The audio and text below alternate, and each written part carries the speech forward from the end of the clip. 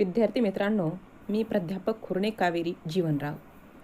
आत्तापर्यंत आपण उपयोजित मराठीमधील मुलाखत हा भाग पाहत आहोत. त्याच्यामध्ये 2 भागाचा अभ्यास आपण केलेला आहे. तिसऱ्या भागामध्ये आपण काही मुद्दे पाहणार आहोत. आत्तापर्यंत आपण मुलाखत म्हणजे काय, मुलाखतीची पूर्वतयारी, मुलाखत कशी घ्यायची, मुलाखत कोणकोणत्या घटकातून पुढे पुढे जाते, या बाबीचा आपण अभ्यास केला. मुलाखतीसाठी लागणारे घटक तेही आपण अभ्यासले. मुलाखत कोणाची घेतली जाते तेही आपण पाहिलं. आता पुढे आपण काही घटक अभ्यासणार आहोत. ते नेमके कोणते? तर सगळ्यात आणि जिव्हाळ्याचा प्रश्न आहे विद्यार्थी मित्रांनो, भविष्यामध्ये पुढे तुम्हाला नोकरी करायची आहे किंवा 12वीच्या नंतर कुठेतरी प्रवेश मिळवायचा आहे. त्याच्यासाठी आपल्याला नोकरीसाठी किंवा प्रवेशासाठी, शैक्षणिक प्रवेशासाठी मुलाखतीचे खास काही वैशिष्ट्ये असतात. ते आपण आज अभ्यासणार आहोत. ते वैशिष्ट्ये अभ्यासत असताना ती मुलाखत कशी घ्यायची आणि कशी द्यायची याचा थोडक्यात आपण आढावा घेणार आहोत. सुरुवातीला आपण मुलाखतकार म्हणून कसं वागावं याचा अभ्यास बघितला. आता आपण मुलाखतही देतानाही काय करावं हेही आपण याच्यामध्ये पाहणार आहोत.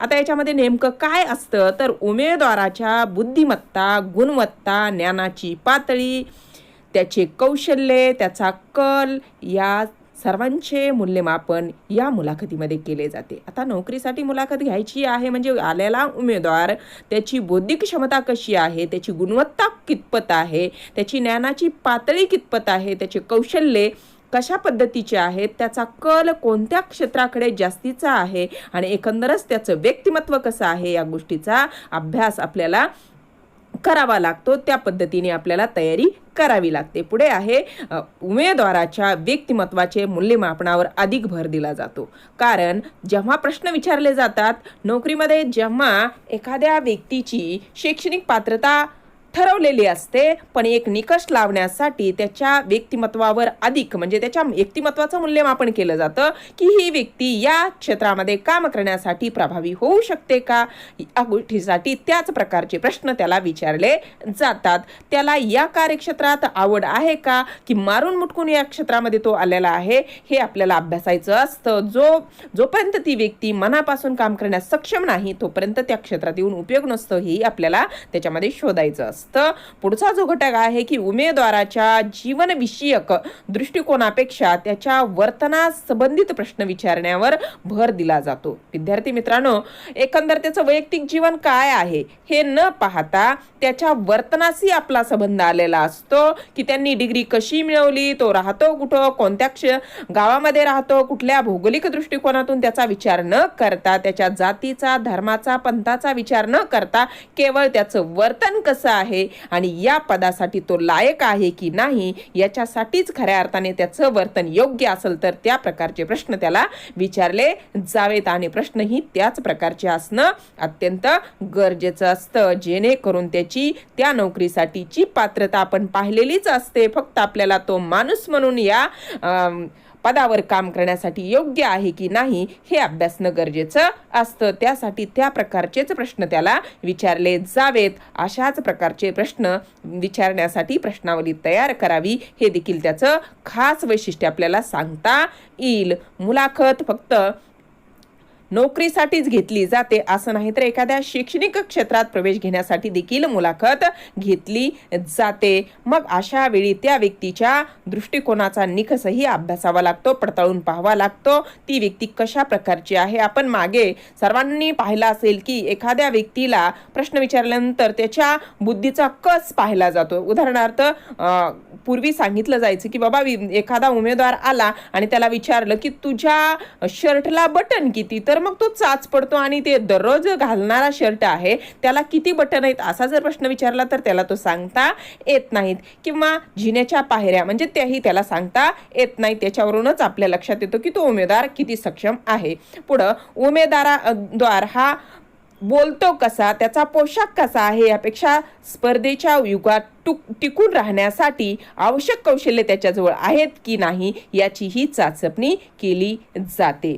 आता तो बोलतो अगदी पोपटासारखा बोलला म्हणजे उमेदवार चांगलाच काम करेल अशीही शंका इथं आपल्याला घ्यायची आहे. त्याचा पोशाखही नीटनाटका असला पाहिजे, हे मान्यच करावं लागेल. पण अगदी भाया उलट्या करून आलेला उमेदवार चालणार नाही, किंवा भडक कपडे करून आलेला अगदी स्टाईलमध्ये चालणारा उमेदवार दिसला तर आपल्यावर त्याचा निश्चितच परिणाम होईल. पण पोशाख टापटीप आहे, पण एखाद्याचा पोशाख जर टापटीप नसेल पण त्याचं वर्तन जर व्यवस्थित असेल, स्पर्धा टिकून राहण्यासाठी त्याच्याकडे आवश्यक ज्ञान संपदा असेल, त्याच्याजवळ ते कौशल्य असेल, आपलं प्रोडक्ट किंवा आपली कंपनी चालवण्यासाठी तो सक्षम असेल, किंवा आपल्या पदावर नोकरी करण्यासाठी तो सक्षम असेल, याच्यासाठी जर त्या पद्धतीची चाचपणी केली तर तो निश्चितच त्या कसाला उतरणे गरजेचं आहे. उदाहरणार्थ एखाद्या शिक्षकाची मुलाखत घ्यायची आहे तर तो जो विषय शिकवणार आहे त्याच्या संबंधित त्याला कोणकोणत्या गोष्टीची माहिती आहे हे अभ्यासणं गरजेचं आहे. त्याचा आवाज योग्य आहे का, तो त्या विषयाशी संबंधित ज्ञान क्षमता त्यांनी संपादन केलेली आहे का. एकंदर डिग्री तर घेऊन सगळेच आलेले आहेत, पण आपल्याला 100 लोकांमधून किमान 2-3 लोक निवडायचे असतील तर त्याच्यातील योग्य उमेदवार निवडत असताना आपल्याला त्याची आर्थिक दृष्टिकोनातून विचार न करता, त्याच्या पोशाखाकडे न पाहता फक्त त्याच्या बौद्धिक कसोटीचा विचार करून तो त्याच्यासाठी पात्र आहे का, तो विद्यार्थ्यांना समजून घेऊ शकतो का, विद्यार्थ्यांना योग्य पद्धतीने प्रशिक्षण देऊ शकतो का, या गोष्टीचा विचार करणे गरजेचे असते. जर त्या क्षेत्रामधील विद्यार्थ्याशी त्याला मिळवून घेता आलं नाही, त्याला गोल्ड मेडल आहे पण विद्यार्थ्याबद्दल बोलताच येत नाही, विद्यार्थ्यासमोर त्याला जाताच येत नाही आणि आपले विचार व्यक्तच करता येत नाहीत, तर अशा उमेदवारांचा निश्चितच त्या शाळेला किंवा त्या कॉलेजला फायदा होणार नाही. म्हणून असा उमेदवार टाळला जातो. आणि ज्याला पर्सेंटेज कमी असेल, टक्केवारी कमी असेल, गुणवत्ता त्याची थोडीफार मागे पुढे असेल, पण विद्यार्थ्यापर्यंत जाण्यासाठी, विद्यार्थ्याच्या मनामध्ये तो शिरकाव करण्यासाठी तो उमेदवार जर योग्य असेल, त्याचं भाषिक कौशल्य जर चांगलं असेल तर निश्चितच त्याला त्या पदाचा उमेदवार योग्य पद्धतीने घोषित करण्यास काही हरकत नसते. आणि हेच निकष ते तज्ज्ञ मंडळी पाहत असतात, जेणेकरून कुठल्याही पदाची मुलाखत घेण्यासाठी आलेल्या व्यक्ती ह्या अनुभवी व्यक्ती असतात आणि त्या क्षेत्रामधील त्या तज्ज्ञ असतात. म्हणून त्यांना पूर्णपणे माहिती मिळालेली असते आणि त्याच माहितीच्या जोरावर तशाच प्रकारचे प्रश्न ते कुणाला विचारतात तर नोकरीसाठी आलेल्या उमेदवाराला विचारतात, किंवा एखाद्या प्रशिक्षण घेण्यासाठी आलेल्या विद्यार्थ्याला देखील विचारतात. त्यानंतर पुढचा जो घटक आहे, उमेदवार बाह्य गोष्टीपेक्षा आतून कसा आणि कितपत विकसित झालेला आहे हे जाणून घेतले पाहिजे.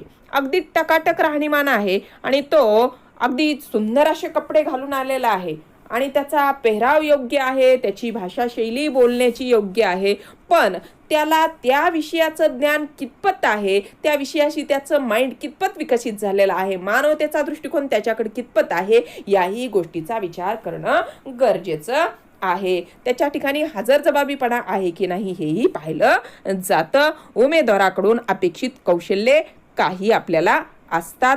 ते अपेक्षित कौशल्ये कोणते, तर उमेदवाराकडे अपेक्षित उद्दिष्टे गाठण्यासाठीची क्षमता कितपत आहे.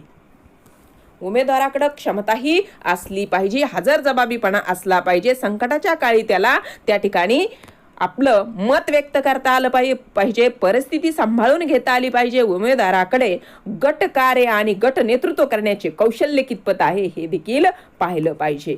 4 लोकांना एकत्र काम करत असताना त्या उमेदवाराला त्यांच्याशी मिळवून घेता येते की नाही हे देखील पाहणे गरजेचे असते. काही माणसे आता उदाहरणार्थ इंटरव्ह्यूला आलेले आहेत आणि इंटरव्ह्यूला आलेले आहेत असे लोक मुलाखतीसाठी बाहेर बसवलेले आहेत आणि मुलाखतीसाठी बाहेर बसलेल्या लोकांना, काही लोकांना शेजारी बसण्यासाठी आपली बॅग, त्यालाही डेस्क लागतो आणि मग दुसरं कोणी आलं तर ते पटकन ती बॅग मांडीवरही घेत नाहीत आणि मग दुसऱ्याला जागाही देत नाहीत. आणि मग अशा वेळी त्या लोकांचं, म्हणजे जे इंटरव्ह्यू घेणार आहे, जे मुलाखत घेणारी व्यक्ती आहे, ते हे सगळं कॅमेऱ्यामधून पाहत असतात, येत जा करत असतात आणि त्यांच्या लक्षात येतं की हे कितपत मिळवून घेतो, आलेल्या व्यक्तीला किती रिस्पेक्ट देतो. अशा व्यक्ती स्वतःचं अस्तित्व, म्हणजे मला जागा मिळाली ना मग मी माझी बॅग ठेवल, मी माझ्याच अस्तित्वात गुंग राहील, आलेल्या व्यक्तीकडे मी दुर्लक्ष करल, अशा व्यक्तीकडं कितीही ज्ञान असूनही फायदा होत नाही. त्याच्याकडं गट नेतृत्व नसतं, दुसऱ्याला समजून घेण्याचं कौशल्य नसतं आणि सहकार्य करण्याची भावनाही नसते. मग ज्यांच्याकडे उलट या बसा प्रत्येकाचं मन जिंकण्याची क्षमता असते, दुसऱ्याला समजून घेण्याचं कौशल्य असतं, दुसऱ्यावर प्रभाव पाडण्याची आपली दृष्टी असते, अशाच व्यक्तीला गट नेतृत्व करता येतं. दुसऱ्याच्या मनावर ताबा मिळवता येतो आणि सर्वांना समजावून घेऊन कार्य करण्याची क्षमता अशाच व्यक्तीमध्ये असते की जे व्यक्ती सर्वांसाठी समावेशक विचार करतात. त्यांना जात, धर्म, पद, संपत्ती या सगळ्या गोष्टीचा मोह नसतो. त्यांना फक्त आणि फक्त मानवता आणि आपलं कार्य याच्याशी ते एकरूप असतात. असेच व्यक्ती निश्चितच या कौशल्याला आपल्या पद्धतीने पात्र ठरू शकतात. त्यासाठी उमेदवारांकडे गट नेतृत्व आहे का हा गुण देखील अभ्यासला जातो. उदाहरणार्थ तुम्हाला शाळेमध्ये जेव्हा तुम्ही मॉनिटर होण्यासाठी एखादा तुमच्यापेक्षा कमी हुशार असणारा विद्यार्थी ही मॉनिटर केला जातो, याचं कारण असं आहे की तो सगळ्यांचा मित्र असतो म्हणून तो मॉनिटर केला जातो, गटप्रमुख केला जातो आणि म्हणूनच त्याचं सर्व विद्यार्थ्याशी जुळताना आपण पाहतो. उलट काही विद्यार्थी हुशार असतात पण त्यांचं फारशा मित्रासोबत जुळलेलं दिसत नाही. म्हणूनच खेळाडू वृत्तीचे विद्यार्थी नेहमीच एकमेकांमध्ये मिसळून कार्य करतात आणि खेळाडू वृत्तीमुळे त्या विद्यार्थ्यामध्ये एक गट कौशल्य, नेतृत्व कौशल्य आलेलं असतं आणि अशाच व्यक्ती पुढे भविष्यामध्ये एखाद्या कार्यालयात नोकरी करण्यासाठी, नेतृत्व गुण संपादन करण्यासाठी, प्रमुख होण्यासाठी लायक असतात आणि म्हणूनच त्यांना पदापेक्षा माणुसकी जास्त महत्वाची वाटते आणि पदाबरोबर त्यांना आपल्याला वरिष्ठाची मर्जी सांभाळत आणि प्रशासकीय दुवा बनण्यातही ते महत्वाची भूमिका पार पाडण्यासाठी योग्य आहेत की नाहीत ही देखील चाचपणी केली जाते. उमेदवार अडचणींना कसे आणि कितपत तोंड देऊ शकतो हेही पाहणं गरजेचं असतं. उमेदवार अडचणी येणारच नाहीत यासाठी काय करू शकतो आणि काय करून तो उमेदवार त्या प्रकारच्या प्रश्नाला बगल देऊन पुढे जाऊ शकतो हेही पाहिलं जातं. उमेदवार आपली चूक मान्य करू शकतो का? सगळ्यात महत्वाचा गुण आहे. एखादी गोष्ट आपल्याला जमत नसेल तर ती मान्य करावी आणि आपल्या चुकाही मोठ्या मनाने कबूल कराव्यात, तरच खऱ्या अर्थाने तो माणूस प्रामाणिक आहे असे आपल्याला स्पष्ट होते. उमेदवारांनी आपल्या यशाचे श्रेय टीम मधील इतरांना देण्याची कितपत तयारी असते सर्वात महत्वाचा घटक आहे. मी केलं असं न म्हणता आम्ही केलं. एखादी गोष्ट संपादन करण्यासाठी सर्वांचं कष्ट कसं नेतृत्व गुणाला कामयाब ठरवतं हे त्यांनी सांगता आलं पाहिजे आणि आपल्याला यश मिळालेलं आहे हे सर्वांचं आहे हे देखील त्याला कळलं पाहिजे. आता सर्वात महत्वाचं आणि शेवटच्या मुद्द्याकडे आपण जात आहोत की मुलाखतीसाठी प्रश्नावली तयार करायची. त्याचं स्वरूप तुमच्या पुढे मांडलं जात आहे. विद्यार्थी मित्रांनो, मुलाखतीसाठी प्रश्नावलीचं स्वरूप खालील प्रमाणे आहे. चुकीचे व अप्रस्तुत प्रश्न विचारणे टाळावेत. शक्यतो विद्यार्थ्यांनो चुकीचा प्रश्न विचारूच नाही. ज्या प्रश्नाची आपल्याला गरजच नाही असे प्रश्न विचारणे टाळावेत. सामाजिक तेढ, ताणतणाव, संघर्ष निर्माण होईल असे प्रश्न नसावेत. जेणेकरून एखाद्या समाजाचा रोष येईल, ताणतणाव निर्माण होईल, संघर्ष निर्माण होईल अशा प्रकारचे प्रश्न विचारू नयेत. कुठल्याही धर्माबद्दल, कुठल्याही जातीबद्दल तणाव निर्माण करणारे प्रश्न नसावेत. एखाद्या व्यक्तीच्या वैयक्तिक मताचाही या ठिकाणी विचार करू नये. स्वतःचे मत पुढील उमेदवारावर लादू नयेत म्हणून त्या प्रकारचे प्रश्न शक्यतो याच्यामध्ये नसावेत. पुढचा जो महत्वाचा भाग आहे, हो किंवा नाही असे उत्तरे देणारे प्रश्न विचारू नयेत. तुम्ही लोकांना मदत करू शकाल का?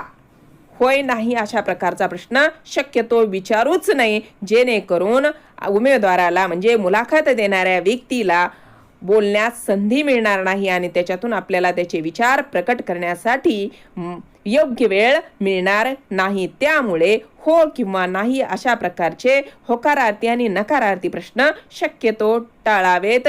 जेणेकरून उमेदवाराच्या व्यक्तिमत्वाचा बोध आपणाला होणार नाही. कारण त्याला बोलते जर करायचे असेल तर हो किंवा नाही अशा प्रकारचे शब्द जर प्रश्नामध्ये असतील, योग्य पद्धतीने उत्तर जर वाक्यात येत नसेल आणि अशा प्रश्नाचे उत्तरे मिळवण्याने आपला विशिष्ट हेतू साध्य होणार नाही. प्रश्नाची पुनरावृत्ती करू नये. एकच प्रश्न वारंवार फिरून फिरून विचारू नये. त्याच्यामध्ये रटाळपणा नसावा. आणि क्लिष्ट व अवघड प्रश्न देखील विचारू नयेत. त्याचबरोबर एखाद्या प्रश्नाचं उत्तर जर उमेदवाराने टाळलं असेल तर तो प्रश्न पुन्हा विचारू नये, जेणेकरून उमेदवार नाराज होण्याची शक्यता असते. मूळ विषय सोडून असंबद्ध प्रश्न विचारणे ही टाळावे. अशा प्रकारे मुलाखतकारांनी अशा प्रकारचे प्रश्न विचारावेत. पुढे आहे मुलाखतकारांनी घ्यावयाची काळजी. प्रश्नाचे उत्तर देण्याचे किंवा न देण्याचे मुलाखतदात्याच स्वातंत्र्य अबाधित ठेवावे.